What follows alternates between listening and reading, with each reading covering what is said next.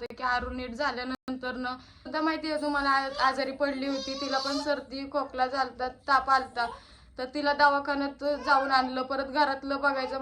मी एकटी काय काय करणार ना. तुम्ही घरी असताना म्हणजे आरूकडे तरी लक्ष द्यायचे, आजारी बिजारी पडलं तर तुम्ही तिला दवाखान्यात घेऊन जायचे. पण माझ्या एकटीनं कसं आता ही सगळ्या गोष्टी हँडल होत नाहीयेत. मी घरातलं बघणार का बाहेरचं बघणार असं व्हायला लागलंय. घरात पण सगळ्या गोष्टी आहे ना आणून करावं लागतं. ते तुम्ही असताना असं काय होत नव्हतं. पण म्हणतात ना माणूस गेल्यानंतरच माणसाची जाणीव कळती. तसंच आता माझ्यासोबत पण झालंय. तुम्ही गेल्यानंतरच तुमची जाणीव मला कळालेली आहे.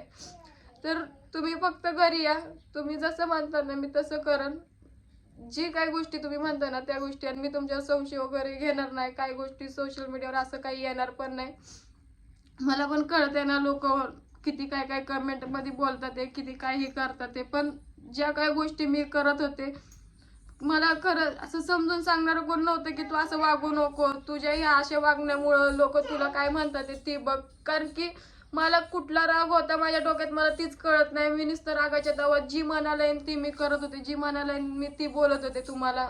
मी कधी तुमचा विचार केलाच नाही. मी नुसतं मला फक्त माझ्या डोक्यात एवढंच होतं की मी घर सोडून गेले, रिटर्न घरी आल्यानंतर तुम्ही चांगलं राहायला पाहिजे. पण तुम्ही चांगले पण राहत होते, पण कुठं ना कुठं मला त्या गोष्टी दिसतच नव्हत्या. मला नुसतं असं वाटत होतं की तुम्ही अजून ह्याच्यापेक्षा चांगलं वागायला पाहिजे ना अजून. आणि संशय संशय संशय संशयामुळंच खरं तर या सगळ्या गोष्टी झाल्यात. आणि म्हणतात ना राग हा भीक माग असतो, तसंच झालेलं आहे. पण